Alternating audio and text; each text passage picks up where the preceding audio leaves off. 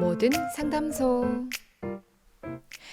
정화주신 행복, 오늘은 미래문화연구원의 이대훈 원장님과 함께하는 모든 상담소 시간입니다. 목사님 네, 안녕하세요. 안녕하세요.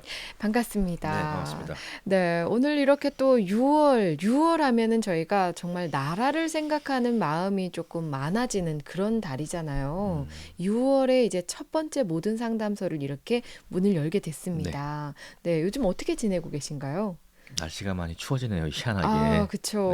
네, 좀 쌀쌀한 날씨가 좀 한 주 동안 좀 지속이 네, 됐어요. 네. 이런 날일수록 정말 건강을 잘 신경 써야 음, 되는데 음. 감기 걸리시는 분들이 많더라고요. 예, 저도 아직 살짝 감기가 걸린 상태예요.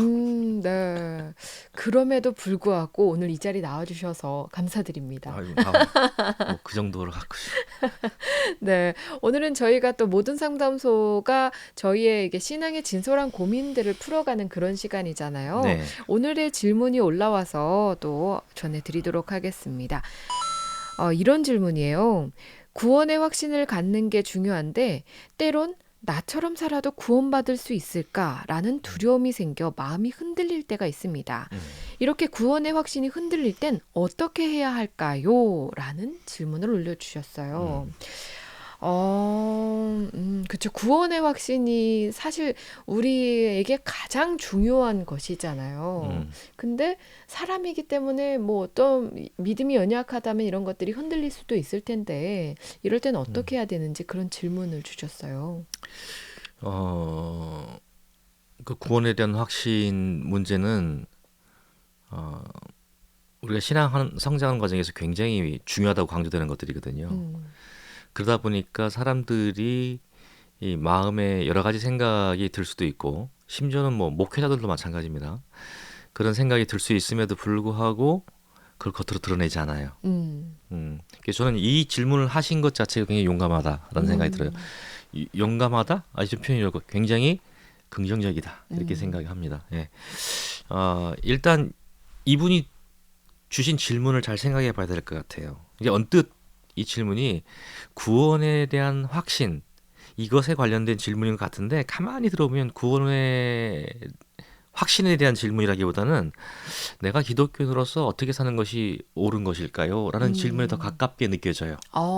예. 네. 그래서 물론 이 질문을 하신 분은 두 가지를 연결시키고 있죠. 나처럼 살아도 구원을 받을 수 있을 것인가? 라는 음, 질문이니까요. 그러니까 이 핵심은 포인트는 뭐냐면, 어떻게 보면은 이걸 두 가지를 읽을 수 있잖아요. 구원의 확신에 대한 질문일 수도 있지만 나처럼 살아도 라는 삶에 음, 대한 질문일 수도 있을 것 같아요. 네. 그래서 일단은 이 질문을 던지신 분이 일단 속 시원할 수 있도록 그 확답을 먼저 드리겠습니다. 네. 어, 일단 이렇게 살아도 내가 구원받을 수 있을까? 라고 질문하셨어요. 이 질문하신 이 분은 구원의 확신, 구원받았을까의 그 염려의 문제로부터 100% 해방도 상관없다. 음, 라고 저는 이렇게 답변을 드릴게요. 음, 이 질문하신 분은 구원받은 게 확실해요. 오. 어떻게 이 질문만 보고도 확신을 하실까요? 너무 간단해요, 사실은요. 왜냐면, 음, 이게 자기 구원에 대한 확신에 대한 질문을 하고 있다는 것 자체가 뭘 의미하냐면 하나님을 의식하고 있다는 거거든요. 본인의 삶에서, 그렇죠. 예. 내 삶이 이렇게 살아도 내가 하나님과 관련이 있는 것이야? 내가 구원받은 자 맞아? 라는 고민 자체가 구원받지 않은 자라면, 하나님과 관계가 없는 자라면 하지 않는 질문이에요. 자, 네. 일단 내가 성경 구절을 한번 읽어 드릴게요. 로마서 1장 18절 이하인데 좀 깁니다. 제가 읽어 드릴게요. 하나님의 진노가 불의로 진리를 막는 사람들의 모든 경건하지 않음과 불의에 대하여 하늘로부터 나타나나니, 이는 하나님을 알만한 것이 그들 속에 보임이라. 하나님께서 이를 그들에게 보이셨느니라. 창세로부터 그의 보이지 아니하는 것들 곧 그의 영원하신 능력과 신성이 그가 만드신 만물에 분명히 보여 알려졌나니, 그러므로 그들이 핑계하지 못할지니라. 그러니까 하나님께서는 보편적으로 하나님을 알리셨다는 얘기죠. 음, 근데 하나님을 알되, 보세요, 여기 21절, 하나님을 알되 하나님을 영화롭게도 아니하며 감사하지도 아니하고 오히려 그 생각을 허망하여지며 미련한 마음이 어두워졌나니 스스로 지있다 하나 어리석게 되어 썩어지지 않은 하나님의 영광을 썩어질 사람과 새와 짐승과 기어다니는 모든 동물 모양의 우상으로 바꾸느니라. 음. 쭉 건너뛰어서 28절 말씀 읽어드릴게요. 또한 그들이 마음에 하나님 두기를 싫어하며, 근데 요거를 쉬운 성경 이렇게 번역했어요. 사람들이 하나님을 알려고 하지 않으므로. 같은 맥락의 의미란 얘기죠. 네. 그러니까 사람들이 하나님을 알려고 하지 않으므로 하나님께서 그들을 그 상실한 마음대로 내버려 두사 합당하지 못한 일을 하게 하셨으니 이렇게 하셨거든요. 그러니까 하나님의 백성이 아닌 사람들은, 하나님의 구원의 대상이 아닌 사람들, 그렇죠? 구원받지 않은 하나님의 백성이 아닌 사람들은 아예 하나님에 대한 의식 자체를 거부하는 거예요. 그 왜 그럴까요? 생각해 보면 우리가 이제 그 상담소를 통해서 굉장히, 저 벌써 한 2년 넘었더라고요. 제가 깜짝 놀랐어요. 그래서 우리가 사실 반복적으로 제가 드린 말씀인데요.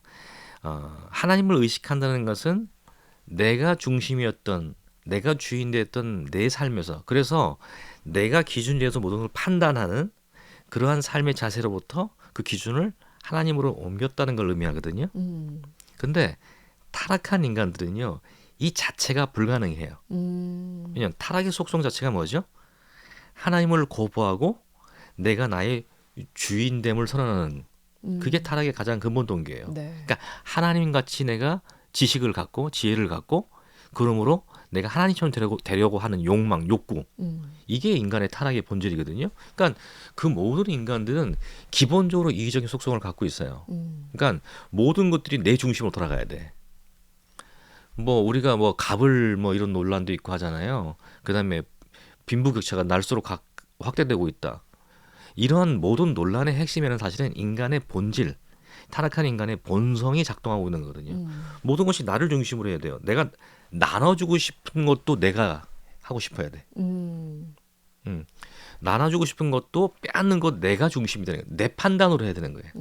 그러니까 내가 힘을 동원할 수 있는 그 여력이 된다면 내 마음대로 해야 되는 게 인간의 본질이에요. 속성이에요. 그러니까 간단하게 말하면 아주 어린 아이들의 다툼으로부터 시작해서 성인들의 다툼, 나가서는 정당 간의 다툼, 그 다음에 나라 간의 다툼, 전쟁 지금 러시아와 우크라이나에 벌어지고 있잖아요.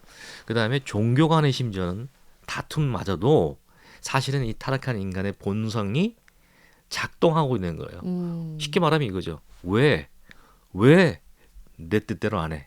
이거거든요. 뭐 부부 간의 다툼의 가장 큰 원인이 뭘까요? 왜 너는 이게 상식이잖아. 왜 이걸 안 해? 근데 저쪽에서는 논리로 들어보니 맞긴 맞아. 그래서 수긍은 해줘요. 근데 수긍은 하지만 내 마음이 인정하고 싶지 않아. 나도 내가 원하는 그렇지. 걸 해줘, 이거죠. 그러니까 항상 뭐냐면 네가 내가 원하는 걸 먼저 해주면 나도 해줄게, 이거예요. 네. 너무 동감을 하시네. 목사님 이러시면 안 죄송합니다. 되는데. 네. 제가 지금 누구 얘기하냐면 저 우리 와이프 얘기하고 있는 거예요. 예. 네. 이게 부모하고 자식 간의 관계도 똑같이 나타나요. 그러니까 신앙에 대한, 기독교 신앙에 대한 본질을 좀 더 깊이 이해할수록 사회가 보여요. 문제가 해결될지 안 될지 보여요. 그럼 해결하려면 어떻게 해야 될지 이런 것들이 보이기 시작하는 거예요. 시대 문화 막 바뀌고 있잖아요.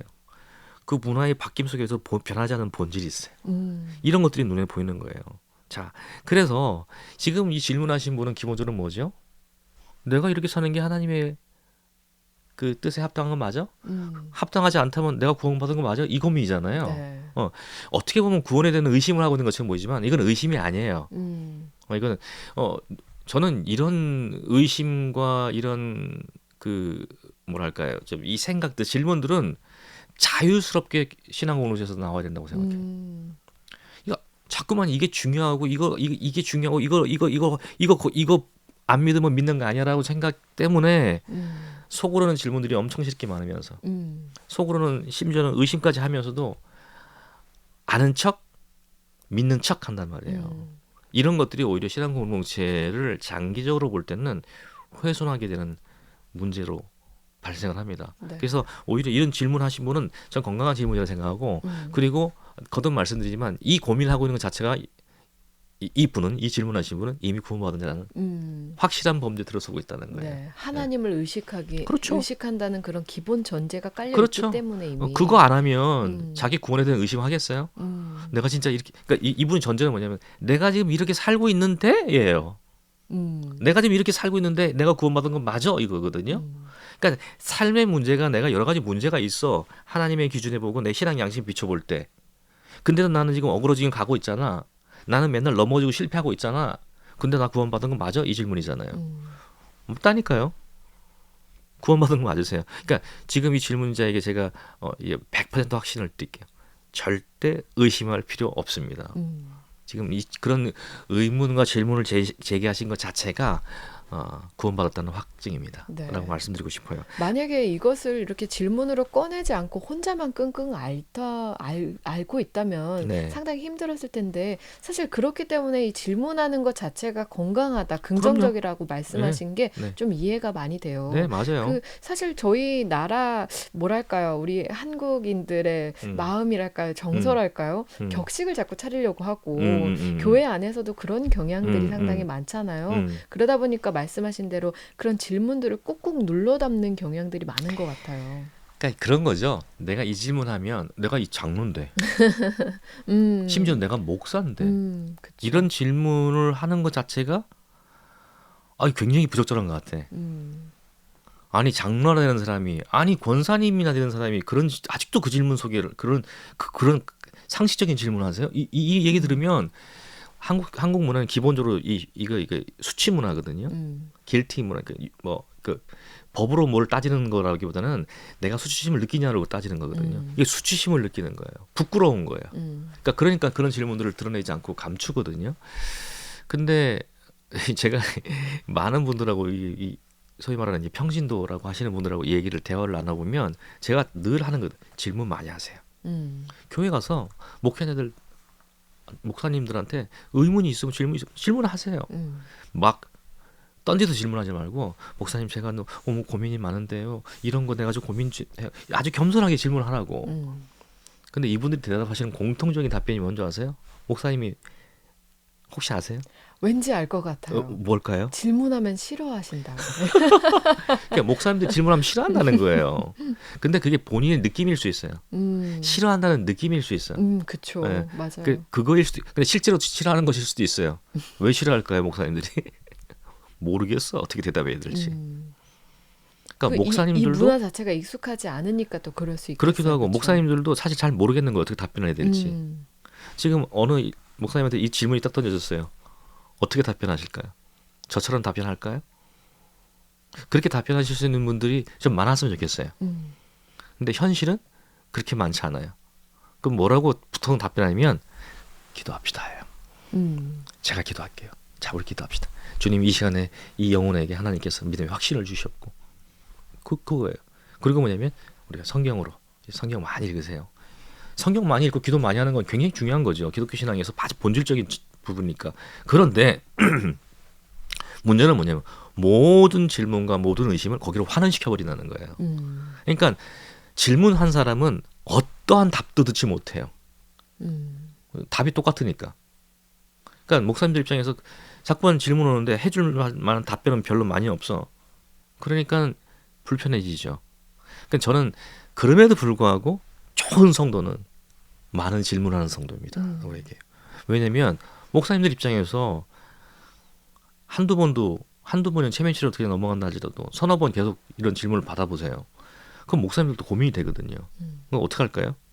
질문에 대한 답변을 하기 위해서 어떤 식으로든 답변을 찾는 작업을 시작하는, 저는 그걸 공부라고 얘기하는 거예요. 그러니까 뭐죠? 좋은 목회자가 좋은 성도를 양육하기보다는 이런 질문을 많이 하는 좋은 성도들이 좋은 목회자들을 사실은 이렇게 표현하면 좀 이상하죠. 양육하는 거라고. 그러니까 저는 좋은 교회 공동체가 훌륭한 목회자를 양육한다라고 얘기해요. 훌륭한 목회자가 좋은 교회를 세운다? 그 케이스는 거의 드물걸요. 정말로 냉정하게 보면요. 이 질문하신 분이 전 그래서 굉장히 중요하다고 생각하는 거예요. 그러니까 구원에 대한 확신은 더 이상 의심하지 않아도 됩니다. 네. 그리고 본질적으로요. 기독교 신앙에서 구원은 사람의 행위나 사람의 자격 요건에 따라서 주어지지 않아요. 그렇잖아요, 목사님. 그렇죠. 예수 그리스도의 보혈의 은혜로, 음, 그죠? 순전히 하나님의 순전한, 그러니까 은혜. 그러니까 인간은 타락했기 때문에 하나님을 거부한 존재이기 때문에 하나님을 알려고도 하지 않아요. 그죠? 그 인간 스스로 하나님께 화해를 청할 수 있는 기본적인 조건 자체가 없단 말이에요. 그러니까 이 조건을 해결하려면 뭐냐면 하나님적 요소를 내미는 수밖에 없어요. 그게 그 핵심적인 지표가 예수 그리스도잖아요. 그렇죠. 그러니까 하나님의 절대적 은혜에 의존하는 것이 기독교 신앙이 말하는 구원이거든요. 그래서 내가 이렇게 사는 것이 과연 내 신앙의 내 구원에 대한 구원받은 자로서 합당한가에 대한 고민이 있을 수 있으나 내가 이렇게 살면은 내가 구원받은 자가 아닐까라는 의심은 해당이 되지 않는다는 거죠. 왜? 그러면 내가 어떻게 살았기 때문에 구원받았다는 전제가 되는 거잖아요. 그거는 기독교 기본 신앙에서 용납이 안 되는 거예요. 기독교 기본 신앙은 전적으로 하나님께서 은혜로 주어진 거기 때문에 그것은 구원의 조건이 내게 있지 않은 거죠. 하나님께 있는 거죠. 네. 그 다음에 지금 이분이 하시는 이 고민, 이렇게 살아도 되나 하는 고민은 굉장히 건강한 신앙적 고민이라고 생각해요. 그래서 저는 아주 본질적으로만 제가 말씀드리면 이 질문하신 분에게 권면드릴 게 몇 가지가 있어요. 첫째는 뭐냐면 지금도 계속 그래도 어쨌든 제가 이렇게 답변 드려도 확신에 의심할 필요 없습니다. 진짜 순간적으로 나 기뻐, 그죠? 근데 일상 막상 삶을 살다 보면 또 이런 의심이 들 수 있단 말이죠. 그래서 이런 의심이 들지 않게 할 수 있는 가장 기본적인 ABC를 말씀을 드리면 네. 첫째는 뭐냐면 기도하십시오. 그냥 혼자 고민하지 마시고 마음속에 있는 고민들을 하나님 앞에 털어놓으시라는 거예요. 털어놓으시고 내가 하나님을 어떻게 사는 것이 내가 하나님의 사람으로 살아갈 수 있는지 알려주시고 깨닫게 하시고 그 능력까지 주세요. 이 신앙이 어릴수록 이 기도의 응답 수준은 즉각적입니다. 그거 아시잖아요, 그죠? 네, 네. 우리처럼 이렇게 짠밥이 되는 사람들은 하나님 웬만해서는 기도 안 들어주세요. 아주 힘들게. 그래서 때로는 제가 짜증도 내고 화도 내거든요. 지금 지나치신 거 아닙니까? 막 이러기도 해요.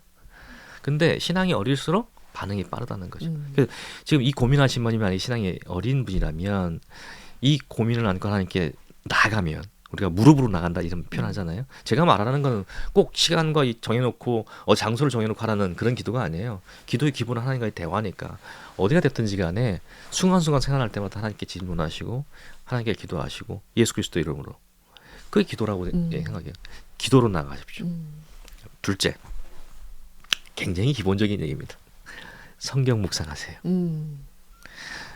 창세기가 됐던 아니면 마태복음 보통은 이제 초신자들은 아직 신앙이 어린 분들은 주로 이제 그 신약 성경을 많이 보시니까 그렇죠. 네. 신약 성경을 찬찬히 묵상을 하세요. 많이 읽으라는 얘기가 아니라 찬찬히 묵상을 하십시오. 그러면서 왜냐하면 우리가 말씀을 묵상할 때 기도와 말씀을 묵상할 때 하나님의 성령께서 우리로 하여금 깨닫게 하신다고요. 그 다음에 우리로 하여금 잊어버렸던 것들 그걸 기억나게 해주신다고요. 그래서 하나님의 뜻이 무엇인지 나를 향한 하나님의 뜻이 어디에 있는지를 자꾸 밝혀 보여줘요. 그러니까 이게 내 삶 모르잖아요. 몰랐기 때문에 확신이 없던 사람이 이제 조금씩 알게 되고 빛이 보이니까 뭐죠? 기쁨이 되는 거예요. 그런 방향으로 나갈 수 있습니다. 마지막으로 제가 이제 하나 더 권면을 드리면 이건 뭐냐면 이러한 신앙과 이러한 고민들을 솔직하게 나눌 수 있는 신앙의 공동체에 속하시기를 권면드립니다. 네. 근데 이제 저는 염려하는 것이 뭐냐면 이런 공동체가 과연 기독교인이 얼마나 많습니까? 한국에 한 800만 명 이상이 되는데 개신교 인구가 그 중에서 이러한 고민과 이러한 순전한 얘기들 신앙에 대한 고민들을 나누고 위로하고 격려하고 기도하고 그 다음에 지원하고 할 수 있는 그런 신앙의 공동체 교회는 무진장 많잖아요. 근데 그런 그 신앙의 공동체가 과연 얼마나 있을까? 우리가 각 부서에 주일날 몇 명 왔느냐 따지는 게 아니라 그 부서에 몇 명 왔느냐보다 더 중요한 게 뭘까요? 그 공동체, 그 소속된 사람들을 우리가 신앙의 공동체로 하나님께서 원하시는 그런 하나님 백성의 공동체로 온전히 서고 있느냐 여기에 좀 초점 맞췄으면 좋겠다. 그래서 그런 공동체에 가입할 수 있으면 좋겠다라는 좀 생각을 해요. 네. 이게 저는 이제 신학생들과 목회자들을 가르치는 사역을 하는 사람이잖아요. 그래서 저는 특히 젊은 신학생들에게 아주 많이 강조하는 게 있어요. 그냥 충동을 합니다. 저는 수업 시간에 한 학기에 몇 번을 하는 것 같아요. 뭘까요? 뭐냐면 의심하라, 음, 질문하라는 거예요. 음, 네 신앙에 대해 지금 신학생들이잖아요. 니들이 갖고 있는 신앙의 시스템과 체계에 대해서 계속 질문하고 허점을 스스로 물어뜯으라. 음, 공격하고 그 문제를 해결하려고 그 문제를 그러니까 이렇게 어떻게 보면 이런 게 많은 경우에 특히 이제 어느 정도 약간 MDB나 대학원 수준에 있는 학생들이죠. 그러니까 학부학생 말고 대학원 수준으로 올라가면 이 사람들 나름대로 막 지금 가르치고 열정적으로 막 활동하는 사람들이잖아요. 선교단체든 어디든 간에 목회자로서든 어디든 간에 그러면 나름대로 이게 열정이 있어요. 그러니까 자기 열정이 있어요. 그러니까 자기가 갖고 있는 지식과 이런 것에 대한 확신이 굉장히 막 확신에 찬양하는 그런 시기거든요. 이런 시기에 있는 학생들을 데리고 제가 수업을 진행하면 첫 수업 이게 보통 15주차잖아요.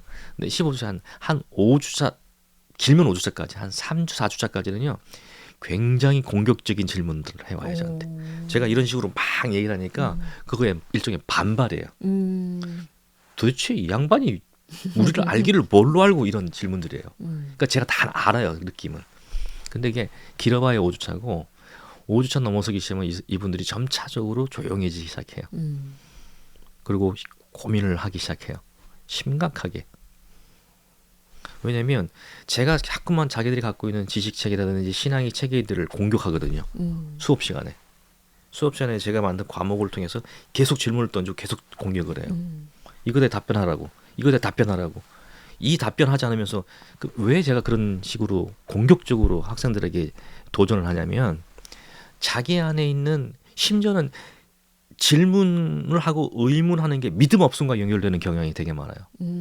저는 그게 기독교 공동체를 아름답게 세워가는 가장 큰 적이라고 생각합니다.